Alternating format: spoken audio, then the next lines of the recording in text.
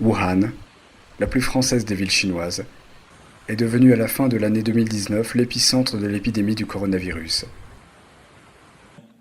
Nous avons un total de 24 376 décès en France. La France devient le troisième pays le plus touché d'Europe par l'épidémie de coronavirus. À la date du 29 avril, elle comptait plus de 130 000 personnes contaminées par le virus du Parti communiste chinois. 3 mois se sont écoulés depuis l'éclatement de l'épidémie en France. Le 24 janvier 2020, 3 premiers cas, dont 2 touristes chinois, ont été officiellement recensés en France. La troisième personne est le premier Français contaminé. Il s'agit d'un homme d'affaires d'origine chinoise. Il était rentré de Chine et avait séjourné à Wuhan. Il a été hospitalisé à Bordeaux, la ville jumelée à Wuhan, en 1998. Dans le contexte de la rapidité de progression de l'épidémie, de nombreux aspects ont été étudiés. Parmi eux, des analystes politiques mettent en avant ses relations avec le Parti communiste chinois. Le dialogue diplomatique entre la France et le Parti communiste chinois débute en 1964. Pendant la guerre froide des années 60, la République populaire de Chine, en tant que pays communiste, était largement isolée de l'Occident. Et la France était la première des grandes puissances occidentales à établir des relations diplomatiques officielles avec le Parti communiste chinois, ce qui a suscité une grande polémique à l'époque. En 1966, le général de Gaulle et Zhou Enlai, le premier ministre de Mao Tse-tung, ont décidé de faire de Wuhan la ville modèle de la coopération franco-chinoise, d'après Serge Lavrov. Jusqu'à la fin des années 1980, cette coopération est essentiellement universitaire. Chaque année, l'université de Wuhan forme environ 2000 étudiants français venant des plus grandes écoles et universités françaises.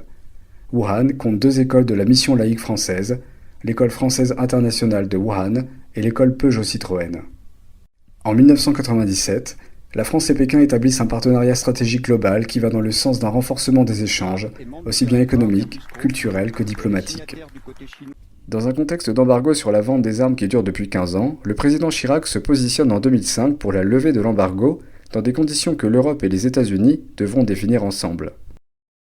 Des ventes d'armement à la Chine sont validées par le gouvernement français qui délivre 389 licences de 2015 à 2018 et pour près de 989 millions d'euros de 2009 à 2018. De 2000 à 2018, tout secteur économique confondu, les investissements directs chinois en France ont totalisé près de 14,3 milliards d'euros.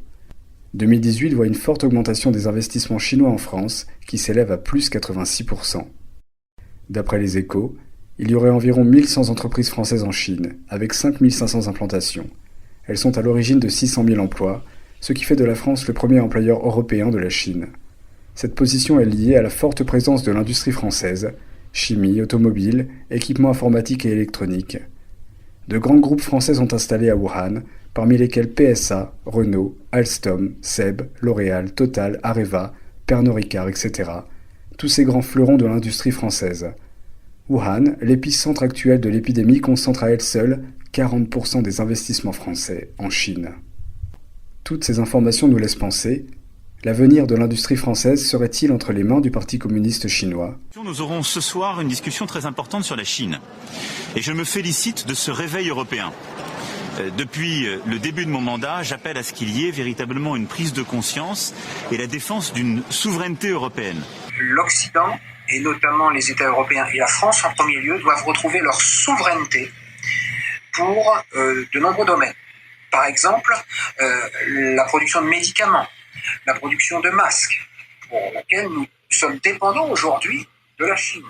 Donc il faut réorganiser le système économique mondial et pour dire les choses clairement, il ne faut plus que la Chine soit l'usine du monde parce que le monde est en danger à ce moment-là. D'après la tribune du député Éric Ciotti, totalement aveuglé par le profit, nous nous sommes liés les mains, faisant des Chinois les maîtres de notre avenir industriel et pharmaceutique, mais aussi du cours géopolitique du monde.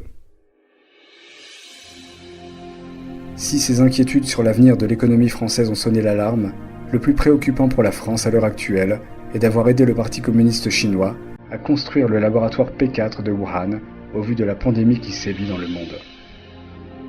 Dans les années 2000, la coopération franco-chinoise à Wuhan se poursuit dans le domaine médical. En 2003, suite à la pandémie de SRAS-1, la Chine fait savoir à Paris qu'elle souhaite acquérir un laboratoire de haute sécurité biologique.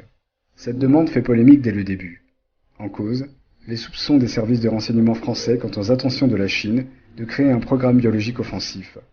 Le SGDSN, Secrétariat général de la Défense et de la Sécurité nationale, redoute qu'un P4 puisse se transformer en arsenal biologique.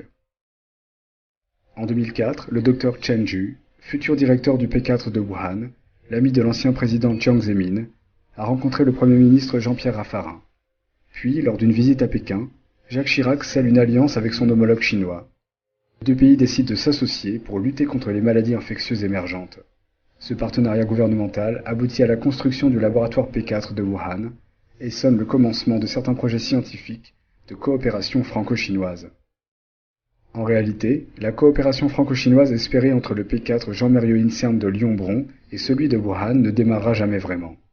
Alain Mérieux lui-même le confirme à la cellule d'investigation de Radio France. On peut dire sans dévoiler un secret d'État que depuis 2016, il n'y a pas eu de réunion du comité franco-chinois sur les maladies infectieuses. En effet, le très sensible laboratoire de virologie P4 de Wuhan a peu à peu échappé au contrôle des scientifiques français. Contrairement aux promesses initiales, les Chinois travaillent donc sans regard extérieur de chercheurs français. Également depuis 2000, la France intensifie la coopération et les échanges hospitaliers avec la Chine, en particulier dans le domaine de la transplantation. Le CHU de Bordeaux coopère avec l'hôpital Asia Earth de Wuhan, un centre de cardiologie. Le CHU de Bordeaux n'est pas le seul hôpital français à avoir développé des partenariats semblables. En fait, les CHU de Paris, Montpellier, Strasbourg, Nantes, Toulouse, presque toutes les plus grandes villes de France ont aussi développé ce genre de partenariat. Le célèbre hôpital Jiangnan de Wuhan est même surnommé le modèle de coopération hospitalière sino-française. Celui-ci a aussi été accusé d'avoir participé au prélèvement forcé d'organes. La provenance de ces organes a fait l'objet d'enquêtes et un tribunal indépendant à Londres a récemment reconnu le régime chinois coupable de les prélever de force sur des prisonniers de conscience. China, to my knowledge, is the only country in the world where the government-run industrial program kills people and sells their organs. Endless hospitals in here. We go into them in great detail. We're talking about a very large hospital, endless amounts of transplant surgeons and transplant teams. It was bringing in about $9 or $10 billion a year. This industrial transplant operation going on across China now. It's a lot of money. A lot of hospitals are financing a lot of their activities through that. Cette épidémie donne une opportunité à la France de réexaminer ses relations avec le Parti communiste chinois.